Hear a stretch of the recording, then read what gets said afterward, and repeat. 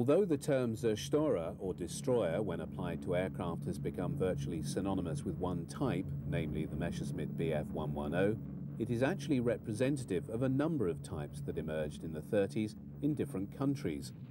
The concept of a long-range twin-engine strategic fighter found its advocates in Poland, France, the USA and Japan, as well as Germany. While Japan was to develop the Kawasaki Ki-45, which saw wide-scale service in the Pacific War, it was in Germany that the concept was most vigorously pursued.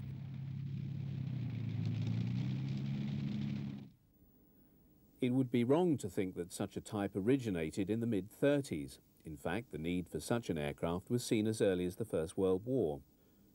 Operations with bombers such as this Gotha, which operated over enemy territory devoid of fighter escort, had prompted thoughts of a heavy fighter with sufficient range to fly with the bombers to their targets. It would also possess the ability to deal with enemy fighters sent up to shoot down the incoming attackers. Such a plane would also need to carry a heavy armament. It was also envisaged that such an aircraft could be used to fly far-ranging offensive missions over enemy territory. This concept was far too ambitious for the limited technology of the day to even begin to address. But this notwithstanding, the whole notion of such an aircraft is flawed inasmuch as it is a compromise in all things. To attain the range, the plane has to be fairly large. If so, then it becomes unmaneuverable and unable to dogfight with the lighter and more nimble fighters it's seeking to destroy. A heavy airframe needs powerful engines, which in themselves raise the weight. In a real sense, the concept of the destroyer was to military aviation what the battlecruiser was to warships. A seemingly good idea at the time, but fundamentally flawed. That in itself, however, was not enough to kill it. One man who was undoubtedly attracted to the idea of such an aircraft ended the First World War as a famous fighter pilot. He won the Pour le Mérite and the Iron Cross First Class, and was commander of the infamous Flying Circus.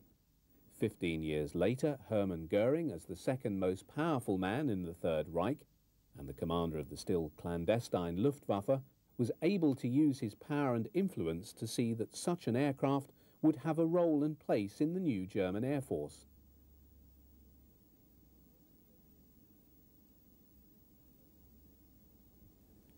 The specification for a Kampf destroyer was won by the firm of Messerschmitt, their prototype Bf 110, flying on the 12th of May 1936.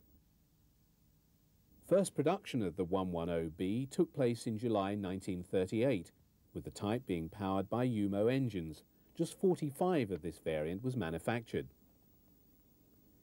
Pre-war film of the 110 is very rare. This short clip shows two Bf 110Bs taking part in war games in 1937. They wear the large pre-war swastika on their fins. Although the Destroyergruppen were cultivated as elite units in Germany before the war and participated extensively in the Polish campaign, which began on the 1st of September 1939, no footage was taken of the type in action. Some 4 Gruppen were spread among the 2 Luftflotten committed to Case White. The Bf 110s flew mainly escort sorties and were employed extensively in the tactical role supporting the army. This 110C was operated by the Destroyergruppen of LG-1. Bf 110s played a significant role in the destruction of 12 Wellington bombers in the Battle of the Heligoland Bight in December 1939. Such heavy losses led the RAF to switch to night bombing.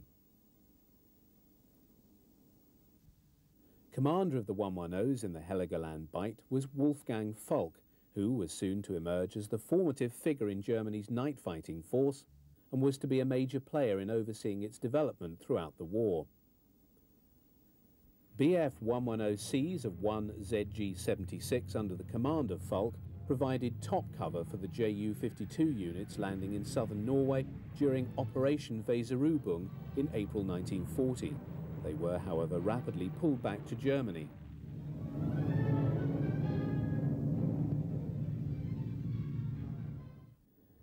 When, on the 10th of May 1940, Hitler launched the Wehrmacht against France and the Low Countries, the Luftwaffe could deploy Bf-110s belonging to 4 Destroyer-Geschwader. These included ZG-1, 2, 52 and 76, and were allocated to Luftflotten 2 and 3. While in the opening phase of the offensive, the 110s found themselves engaging in aerial combat. Most sorties after the initial period saw them operating in the ground attack role. Rapid movement forward from base to base in support of the fast-moving mobile columns became the order of the day.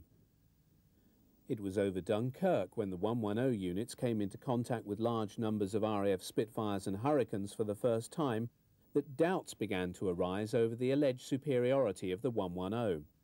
High losses were experienced, and as a precursor of what was to come over England a few months later, the 110 pilots found themselves unable to mix it with the more manoeuvrable British fighters. With the surrender of France and the rejection by Britain of his terms for peace, Hitler ordered the aerial campaign against England to begin as the first stage in his invasion plan. Goering's vaunted destroyers would now face their severest test.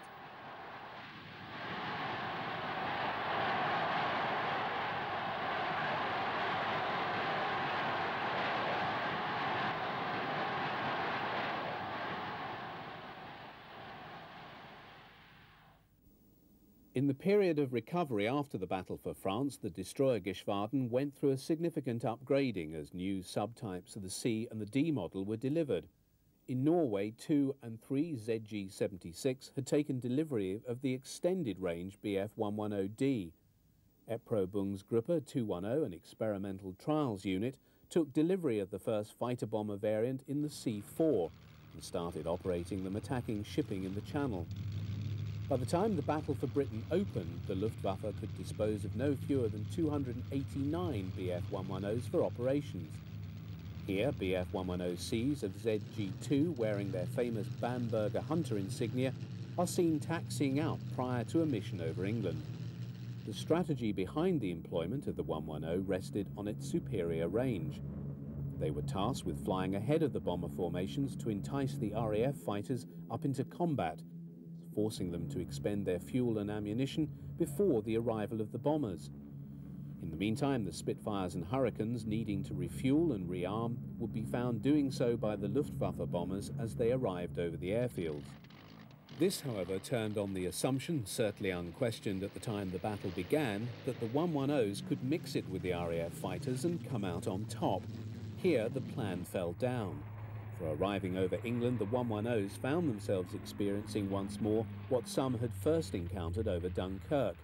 Their charges simply could not follow the highly manoeuvrable Spitfires and Hurricanes, which flew rings around the heavier German fighter. By comparison, it was sluggish and vulnerable to fire from the rear, the gunner proving of no worth with his single machine gun.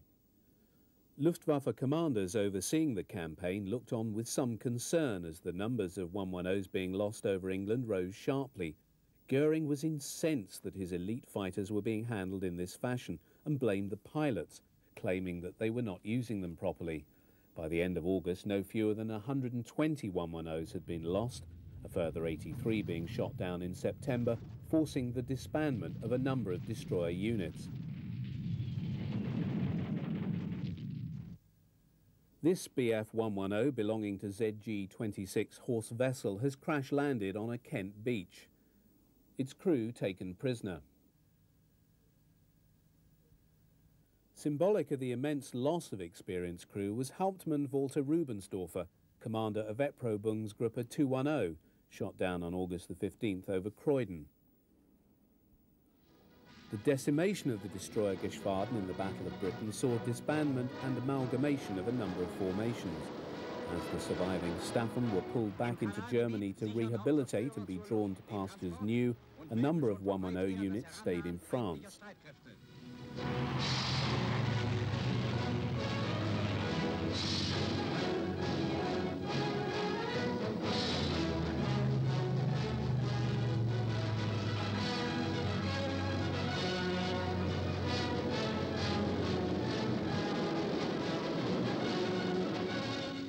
Here 110s are seen giving top cover to Kriegsmarine units in the Bay of Biscay, where they quite frequently came under attack from British aircraft.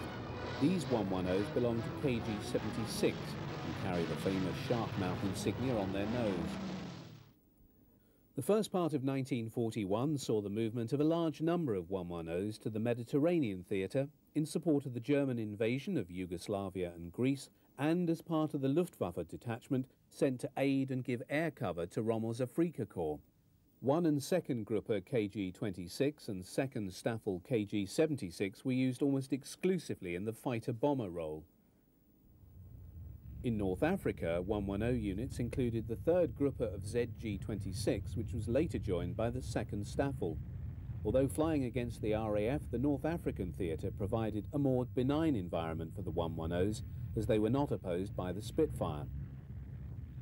The primary task of the 110 became that of ground support and acting as a long-range fighter bomber operating in concert with Rommel's fast-moving ground forces. In the desert, the range of the 110 was a great advantage, allowing it to roam over the whole battlefield. A number of those seen here are carrying bombs and are the C-4 Yabo variant.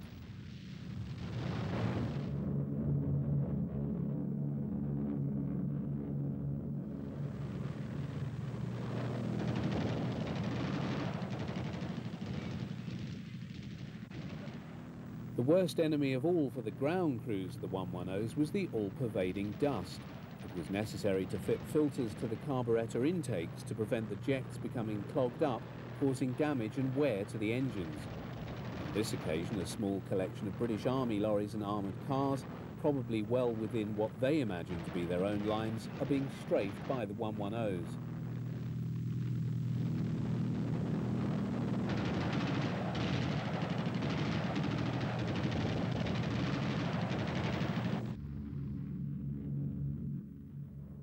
The 110 was also employed for photo reconnaissance of enemy lines. This model, a C5, employed a single RB50-30 camera being carried to the aircraft by the ground crew. Bf 110s served in North Africa throughout the campaign. Later variants made their way into the theatre and were employed extensively for ground support and Stuka escorts until the defeat of Rommel at El Alamein and the withdrawal into Tunisia.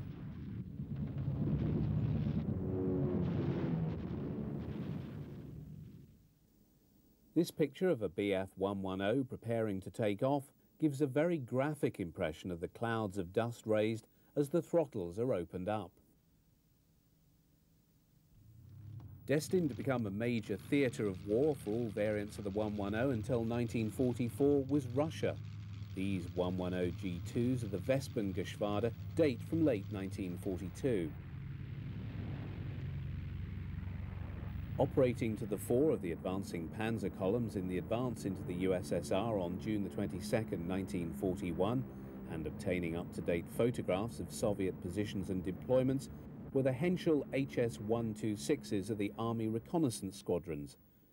Rapid examination of the images returned from the battlefield were then communicated to Luftwaffe units. Following the successful surprise assaults on Soviet airfields, which had caught most of the Red Air Force on the ground in the opening hours of the invasion, many Luftwaffe units were turned over to support of the advancing German columns. Although 4 Luftflotten were committed to Barbarossa, the number of 110 formations involved was small, with most serving elsewhere.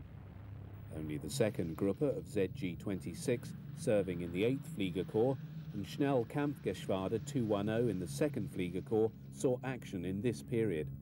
It is 110Cs from the former unit that are seen in this film.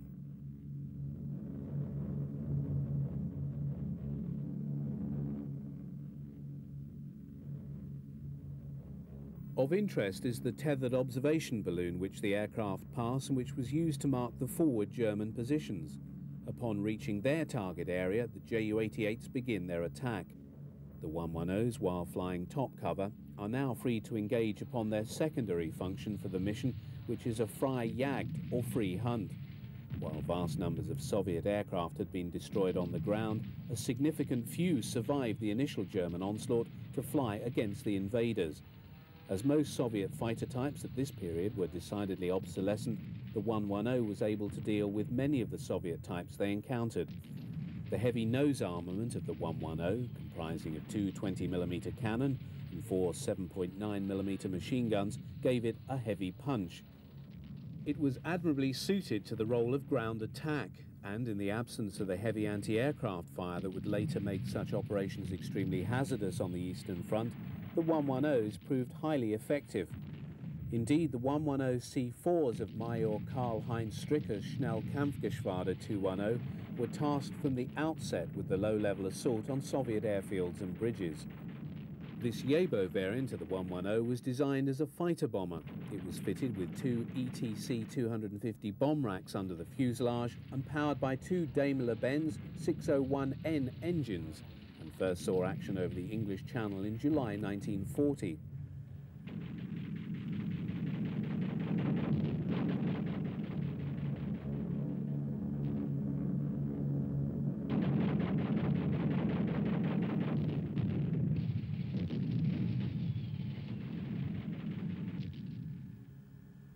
By the time this film of the 110s in action had been taken, both Messerschmitt and Focke-Wulf had taken the Bf 110 out of production. The former had already geared up to produce the 110's successor, the Me 210, at its Augsburg and Regensburg plants. However, reports of the premature demise of the 110 were greatly exaggerated, for problems with the Me 210 would see its predecessor reintroduced in 1942 to rejuvenate the destroyer Geschwaden. As with all other types employed by the Luftwaffe in the atrocious Russian winter of 1941-42, the severe cold brought particular problems. The 110's water-cooled Daimler-Benz engines needed to be run throughout the night to stop them freezing. Usage of the 110 as a Yabo to attack Soviet ground forces was very high all through this period. Consideration of the Junkers 88 in the heavy fighter role began almost as soon as its superb flying attributes became apparent. The type possessed a long range, fine handling qualities and high speed, all of which made it a prime candidate for employment as a destroyer. The prototype was based on an A1 airframe and appeared in early 1940, with the production C2 model entering squadron service with KG-40 in Norway during the spring. The more numerous C4 and C6 destroyer variants employed the later Ju-88A5 and A4 bomber airframes. The glazed nose of the bomber was replaced with a metal cap, which mounted a number of 20mm cannon and 7.92mm machine guns, the quantity in combination depending on field modifications. The heavy firepower saw the type employed on all fronts in the anti-shipping, train-busting and ground attack roles. This C6 has its nose painted to simulate the bomber variant to fool Soviet fighters. One of the more unusual roles for which the Me 110 was employed was as a glider tug for the massive Me 321 Gigant. First flown in February 1941, the lack of aircraft with sufficient power to tow the glider into the air saw its designers alight upon an unusual proposal, employing 3 Bf 110s acting in concert. The subsequent Troika Schlepp, as this arrangement came to be known, was not without its pitfalls.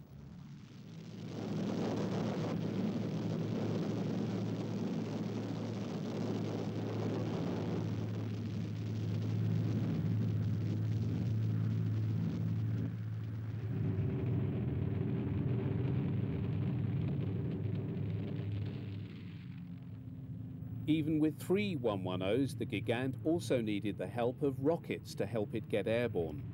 On at least one occasion, the Troika Schlepp failed, and all 4 aircraft plunged into the ground, killing all involved, including a large number of soldiers being carried for testing purposes. However, even the Troika Schlepp was not a solution. That arrived only with the Zwilling variant of the Heinkel 111 bomber. The reusable rockets were dropped by parachute after the Gigant was airborne.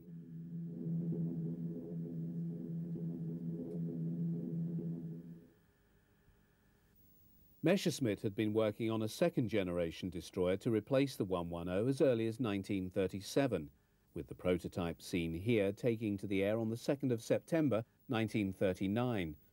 Designed as a multi-role aircraft, including that of a dive-bombing replacement for the Stuka, the high expectations attending the new 210 were to remain unrealised, as development flying revealed the type to be plagued with problems. Even so, 1,000 Me-210As were ordered in 1940, entering service with the Luftwaffe Test Erprobungsgruppe 210 at the end of that year. By the end of 1941, the 210 was deemed to be a failure, shot through with so many defects that it was described as being vicious to fly.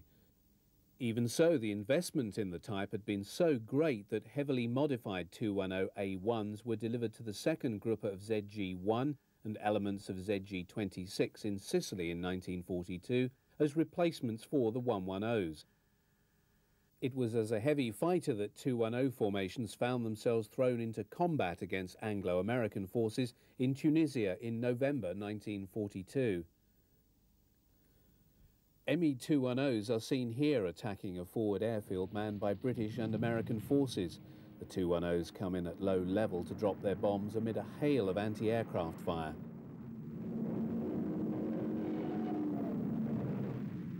Heavy damage is inflicted on the Wildcat fighters and other types parked on the airfield.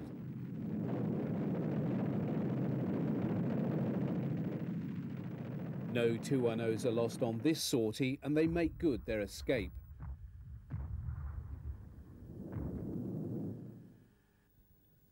Although the 210 rapidly left the inventory of the Luftwaffe, it nevertheless acquired a good reputation while serving in the Hungarian Air Force. Built under license, it entered service in June 1943 and was employed as a home defence fighter against bombers of the US 15th Air Force and also as a fast light bomber through to 1945.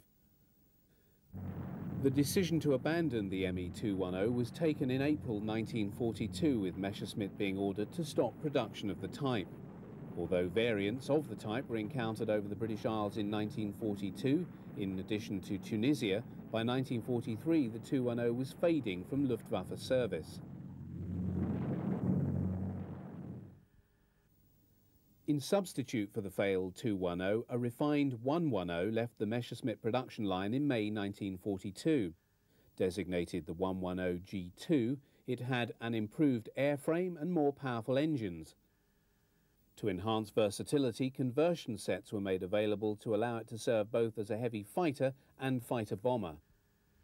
First film of the new 110G2 in action came with a newsreel report of Luftwaffe operations in northern Finland in the summer of 1942. The F-110s of the 7th Destroyer Staffel of Jagdgeschwader 5 were seen providing fighter escort for Stukas of 4th Group LG-1, attacking the strategic Soviet port of Murmansk. Gun camera film from a 110 shows the downing of a defending cannon-armed 116 Type 17 fighter. Whereas just 4 110s had been delivered to the Luftwaffe in February 1942, the cancellation of the 210 and recommencement of 110 production on a wide scale after April saw 577 delivered by the end of that year. However, although there was a re-equipping of existing Destroyer-Geschwaden, the increasing importance of the type as a night fighter saw a reduction in output of the type as a destroyer. The only Bf-110 formation present with the Luftwaffe units concentrated for Operation Zittertel was the Panzerjäger Staffel of Destroyer-Geschwader 1.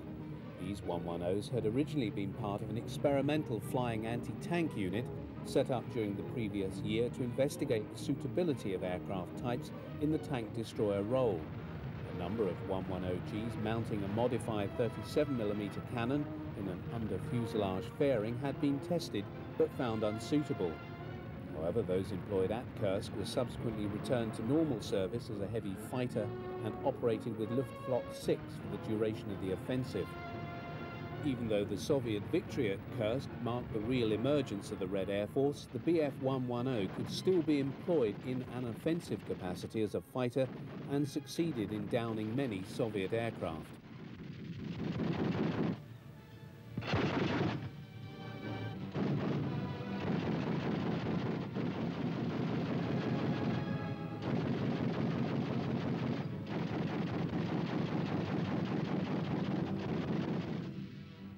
In this case, the opponent of the 110 is an Ilyushin IL-2 Sturmovik. This was a specialized, very heavily armored ground attack aircraft known to the Luftwaffe as the Cementer because of its capacity to absorb heavy punishment before it was shot down. Indeed, the example in this film is taking a lot of fire from the nose guns of the 110. The problem for Soviet pilots flying this type was that the protective armor also made the aircraft unmaneuverable. Standard Luftwaffe practice was to first knock out the rear gunner, then bring down the plane, which inevitably tended to fly in a straight line. While built in larger numbers than any other type in World War II, the Sturmovik was also shot down in greater numbers than any other.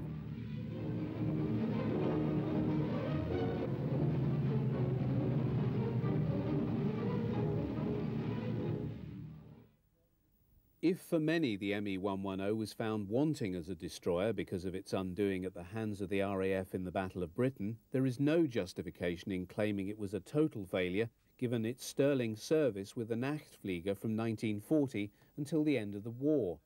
Bearing the England Blitz badge of the night fighters, it was the RAF's ever-constant opponent in dark skies over the Reich. The notion that the Luftwaffe might need to develop a night-fighting capability was not something that Hermann Goering in early 1940 regarded with seriousness. If needed at all, then he believed the combination of searchlights and heavy flak would see Germany through. In addition, a number of Me-109s had been allocated in 1939 to form an experimental Moonlight Squadron. In June 1940, Josef Kammhuber established the first night-fighting division in Brussels following the beginning of the RAF's night raids in May. Casting around for aircraft to serve in the night fighter and intruder role led to Dornier being asked to adapt their Do-17Z medium bomber. Employing the nose cone from the Ju-88C2 destroyer led to the appearance of the Do-17 Kautz. Only one was produced before the improved Kautz II left the production line. Just after the Battle of France, Hermann Goering appointed Hauptmann Wolfgang Falk, the commander of Destroyergeschwader 1, to command the Luftwaffe's first Nachtjagdgeschwader. NJG-1 was drawn from 2 Staffel and the 1st Gruppe of ZG-1 and sent to Düsseldorf for night fighter training. To these were added 4th Gruppe of JG-2. In July, the all-black 110s transferred to Venlo in Holland as part of the 1st Night Fighting Division. No specialised equipment was added or modifications made to what were standard Bf-110C destroyers. One of the earliest depictions of night fighter operations shown to German audiences in early 1942 is most revealing for what it does not show. Deutsche Wochenschau, filmed principally for home audiences, was also a vehicle for propaganda overseas, and many copies were dispatched abroad through neutral countries. These ended up in the UK, where they were studied with great care by intelligence operatives seeking to glean every item of value from the images. It was for security reasons that the German film editors did not include in this sequence any coverage of the radars that were the actual key to their whole night fighting system. In this film, they have implied that observer sightings and sound directors are the source of the information used by the ground control. The system was known as Himmelbett, or four-poster bed, and was based on a belt of radar stations placed 20 miles apart. These ran along the coast of northern Germany from the Danish border southwestward through to the border of France, and bisected the route taken by RAF night bombers on their way to Germany. Each radar station had its captive night fighter that was required to fly a continuous course that took it no further than 30 miles from each radar station. One Würzburg radar on site would track an incoming bomber, relaying the information back to the control room. The station would then employ its second Würzburg to vector its captive night fighter onto the RAF bomber traversing its box. One of the rising stars of the Nachtflieger was Major Lent, awarded the Knight's Cross in August 1941 following his 30th night victory. By January 1943, Lent had scored 50 victories. He's seen here with members of his second Gruppe, which he established at St. Tron in Belgium in November 1941. The incoming RAF raid, spread out across a wide front, is tracked first by the long-range Freya radars. They were sufficiently accurate to plot the direction and heading of the bombers and determine the general areas of the line they would penetrate and fly over. When this had been ascertained, the night fighter units would be scrambled to take up their position in the boxes. Befehl an Major Lent. Es geht los. Erste Welle Sitzbereitschaft.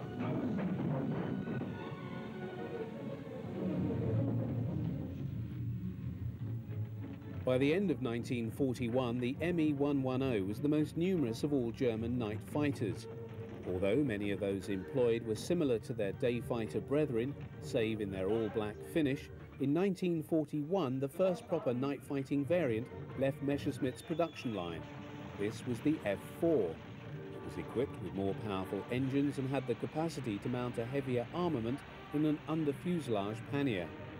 By March 1942, production of this specialised variant of the 110 was running at some 36 per month. Although construction of this defensive line had begun in 1941, by the beginning of 1942 it had acquired a formidable depth. But the RAF had not sat passively by and was striving to find the weaknesses in the system. The most obvious, once they'd gauged its workings, was that only one aircraft could be tracked and only one fighter vectored at any one time. It did not take long for a bomber to traverse a box 30 miles in extent, so the actual time available for a 110 to intercept the RAF aircraft was quite limited. Once this was realised, Bomber Command chose to swamp a given area of the line with a large number of planes following in one after the other. While one or two might be brought down, by far and away the bulk would get through. This tactic was used on May the 30th, 1942, when Bomber Command dispatched 1,000 aircraft to hit Cologne, with all flying the same route. 41 aircraft were lost, far fewer than would otherwise have been shot down. In what was developing into a sophisticated game of technological cat and mouse, it took the RAF longer to undermine Himmelbett, which they finally did in July 1943.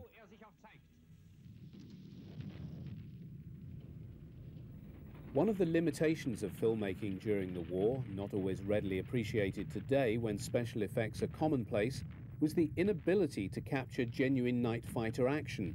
So, in an attempt to portray night fighting for the German audience, the propaganda department has mixed genuine footage of ground action with studio simulations employing models. 20mm flat guns, the searchlights and the interior of the command and control centre is genuine footage. Once the film cuts, however, to what purports to be a 110 night fighter, we are then looking at a model. All shots of the pilot inside the cockpit are also filmed on the ground. The film then shows the 110 shooting down what is meant to be an RAF Wellington bomber, but it too is a model. Of interest is the manner in which the 110 is shown approaching the bomber at a much steeper angle than was actually the case.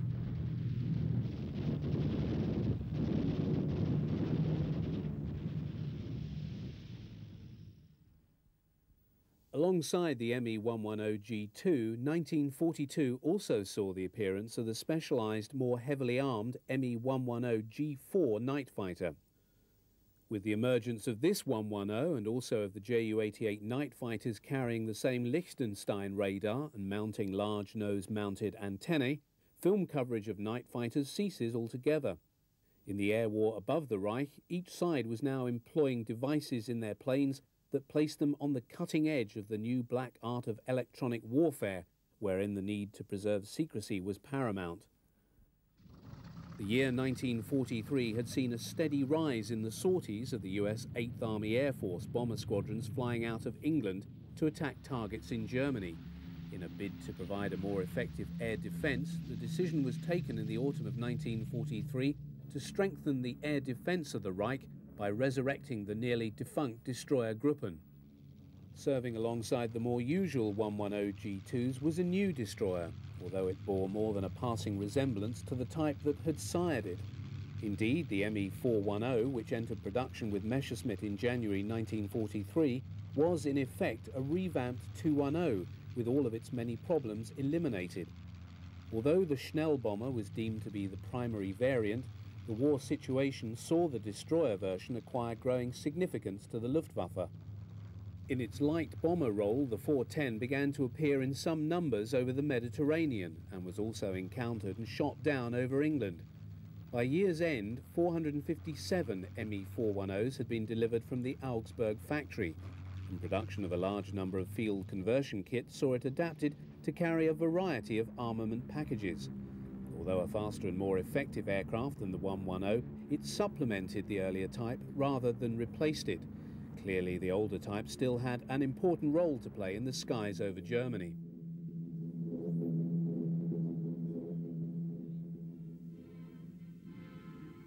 Retaining the same bomb bay as the 210, the spacious compartment proved admirable for fitting of factory-supplied weapons containers. These permitted the type to carry an extra 2 20mm cannon in addition to the standard inbuilt armament. It also permitted the 410 to carry much heavier weapons.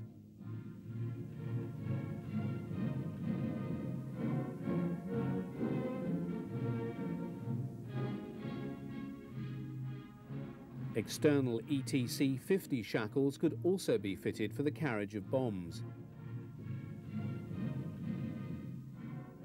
Armament comprised of 2 nose-mounted 20mm cannon and 2 7.92mm machine guns. The most interesting feature of the type's armament was carried over from the earlier Me-210 and employed 2 13mm MG-131 machine guns in remotely controlled barbettes mounted on the side of the fuselage just below the rear of the canopy. These 2 guns were controlled and fired by a complex movement and sighting mechanism used by the rear gunner.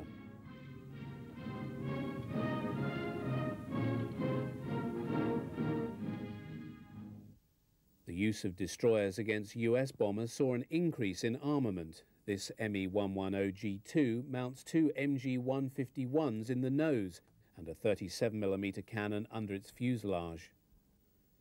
The U-4 variant of the Me-410B2 saw a 50mm cannon derived from the Army PaK-38 anti-tank gun mounted in the weapons bay.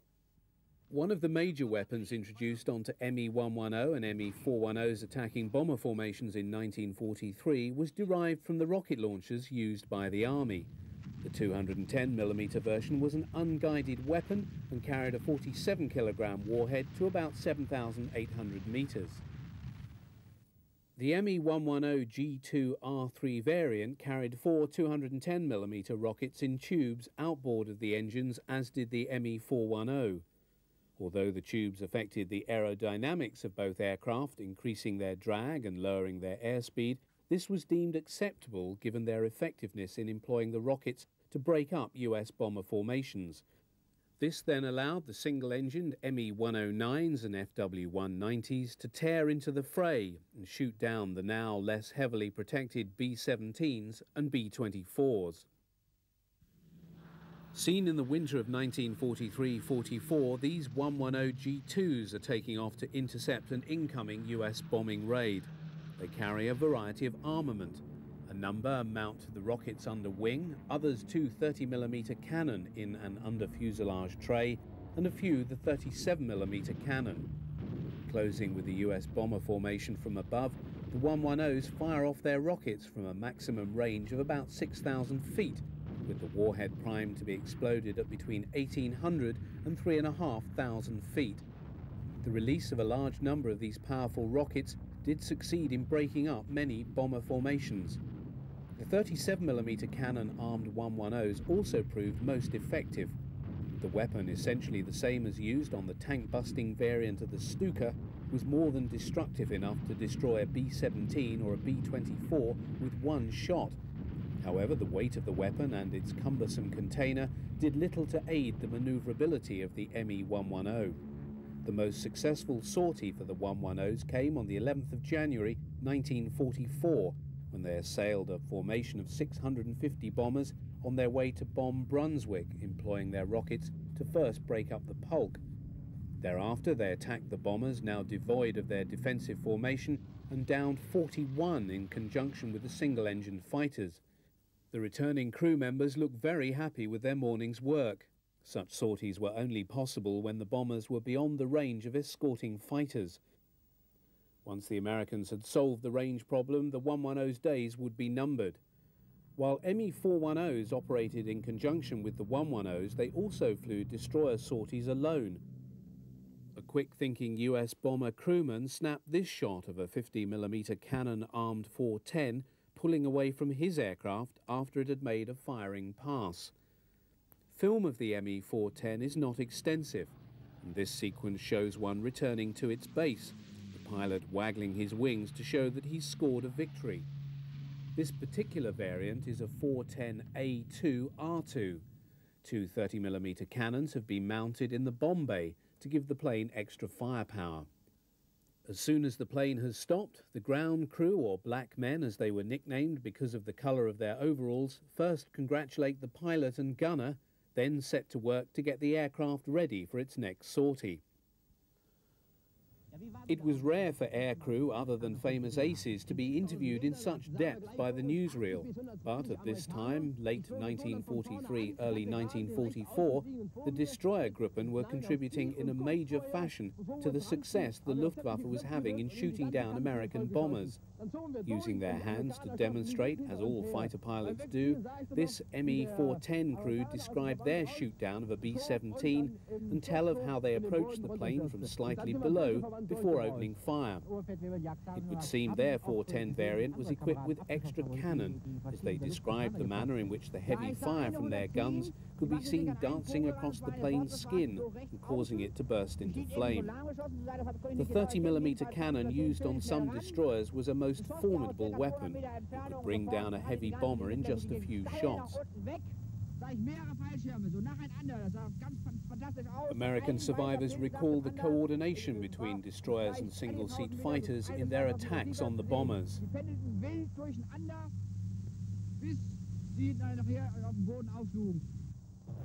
Caught by the PK cameraman is a post-sortie meeting between the 410 Staffel commander and his men. Of interest is the atmosphere of joviality and the manner of the commander. While the tone of the whole sequence is decidedly triumphalist, a number of enemy bombers having just been shot down, it would be fascinating to gain some insight into the thoughts of these men, to see what they really felt at seeing so many US bombers streaming across Germany day after day, seemingly increasing in number irrespective of how many they are shooting down. Such meetings would not, however, continue much longer, as the fate of the destroyer Geschwaden in the opening months of 1944 was already sealed, with the increasing range now being given to US day fighters in England.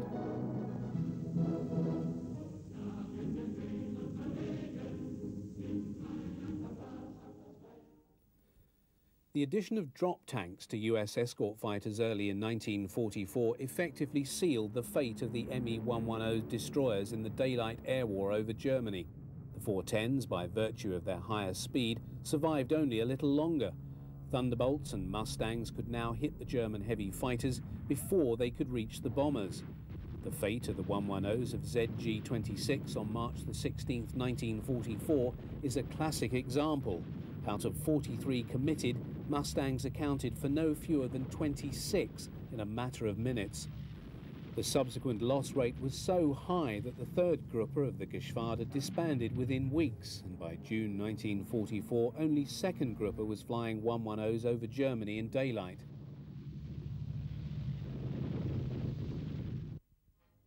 The building of a huge bomber force was the largest single investment made by Great Britain during the Second World War. For Churchill, bombing represented the only means available to hit back at Nazi Germany. By 1943, British industry was turning out large numbers of heavy four-engine bombers with which to carry the air war to the Reich by night. With production based upon 3 four-engined heavies, namely the Lancaster, the Halifax and the Stirling, Bomber Command underwent a major expansion. This was mirrored by the growing sophistication of its methods and of the electronic technology used for bombing aids and targeting.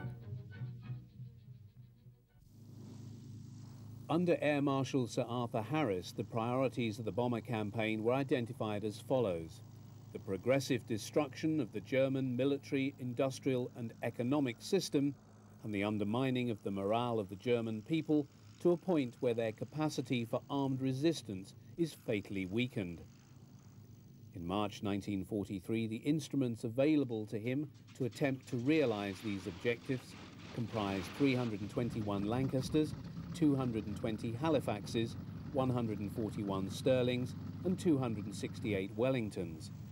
March saw the launch of the Battle of the Ruhr, a sustained attempt by Bomber Command to destroy the productive capacity of Germany's premier industrial region. In July, the decision was taken to concentrate a series of heavy raids on one German city, and Operation Gomorrah was born. In concert with US day bombers, Bomber Command hit Hamburg in 4 great raids over 10 days. Chosen because it allowed a clear and unambiguous return on the new H-2S bombing radar, the Hamburg raids were also important because they were begun with the dropping of millions of strips of aluminium foil which reflected the returns of the German Freya and Würzburg radars, rendering the Kammhuber line and the Himmelbett defence system impotent in the short term. German night fighters were thus unable to intercept British bombers in any significant numbers, and the loss rate among the attacking aircraft was low. In all, 87 were lost, representing less than 3% of the aircraft committed. Other RAF technical advances also assisted the heavies. A device known as Boozer was fitted to give the bomber crews advance warning of the radar employed to lay the 88mm flak guns and their attendant searchlights. Then there was Monica, an early form of rear warning radar designed to tell the bomber of the proximity of a German night fighter. Although the employment of Window had had a devastating short-term effect on the German night fighter defence, steps were rapidly taken to surmount the problems raised by it. Although Himmelbett had clearly been compromised, it was nevertheless still the basis of the whole system. Alternative methods that came online once the Window problem was solved, including what came to be called tame bore. Night fighters carrying airborne radar were given a continuous running commentary from ground control in order to vector them into the general vicinity of an RAF bomber. The British response was to give false instructions on the same wavelength used by the German pilots to confuse them. Although Hermann Goering is seen here inspecting a 110 night fighter, the sometime chief of the Luftwaffe remained woefully ignorant of technical matters relating to the night fighter arm. Whilst the Luftwaffe had employed earlier variants of the Ju-88 in the night fighter role, it was only with the introduction of the G series in late 1943 that the type really began to fulfill its potential. When the British captured this particular plane in July 1944, they discovered that its Flensburg radar was attuned to the Monica tail warning radars employed by RAF bombers to warn them of the approach of German night fighters. The entry into service of the G1 coincided with a marked rise in RAF losses in early 1944 and was to continue flying until war's end in 1945. The G6 variant employed more powerful Junkers Umo inline engines to give the type higher speed. Although the radar combinations were some of the most sophisticated, it arrived too late to make any significant impact on the air war. This G6 allows us to view the fixed angled guns mounted atop the fuselage to allow the Ju-88 and Me-110 to fire into the vulnerable belly of RAF bombers. Operating up to a range of 30 miles, the Naxos passive homing device fitted on top of the canopy allowed Ju-88s to fix the positions of RAF bombers by the emissions from their H-2S bombing radar. The ferocity of the air war and the darkness over Germany can be illustrated by examining RAF bomber losses between January 1943 and March 1944. This period covered the battles of the Ruhr, Hamburg and Berlin. 5,881 British heavy bombers were lost in this period. German night fighter crews, although accounting for most of these RAF planes brought down, had also suffered heavy losses. Another bomber type converted to the night fighter role, albeit in small numbers, was the Dornier Do-217. Employing both radial and inline engines, the Liechtenstein-equipped J and N variants were not a success, the type being found to be too heavy, slow and cumbersome for the night fighting role. It was taken off active service by 1944. Night fighter aces were fated by the German press in the same fashion as the single-seat fighter aces. The highest scoring of the Nachtflieger was Wolfgang Schnaufer, who shot down 121 aircraft in 164 operational sorties. On October the 16th, 1944, he was awarded the Diamonds to his Knight's Cross at the same ceremony as Jagdwaffe ace Erich Hartmann received his from Hitler at his headquarters at Rastenburg in East Prussia.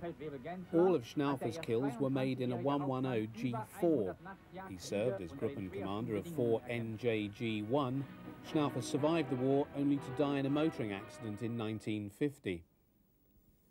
Oberst Helmut Lent, commander of NJG3 and holder of the Knight's Cross with Diamonds, achieved 105 victories.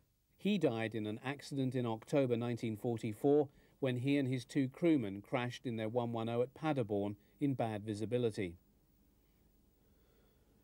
Prince Sein-Wittgenstein scored 83 victories, the bulk of his kills employing the Ju-88. He was shot down and killed on the 21st of May 1944. In the course of the air war in the night skies over Germany, circumstances often forced the defenders to adopt unusual methods for downing RAF bombers. Following the introduction of window in 1943, an ex-bomber pilot named Hayo Hermann proffered the idea of employing single-seat day fighters to attack RAF bombers fixed by German searchlights over the target area. Devoid of radar direction until such time as the German boffins found a way to counter window, Hermann was ordered by Goering to form a special unit. Taking the name of Wild Boar to describe their methods, Me-109s and FW-190s, crewed in the main by ex-bomber pilots, flew in the skies above Hamburg and Berlin. In 2 raids on the capital on the 24th and 25th of August and 1st of September 1943, Hermann's fighters shot down 56 and 47 RAF heavies. On the 4th September, another 26 were brought down. Believed by many in Germany's night fighter arm to have been the aircraft that could have won the air war was the Heinkel HE-219. Indeed, some say it was the best night fighter of the war. Although many of the claims for the performance of the type have been questioned since, there is no doubting that, had it entered full production, the 219 might have changed the odds in the night skies over Germany.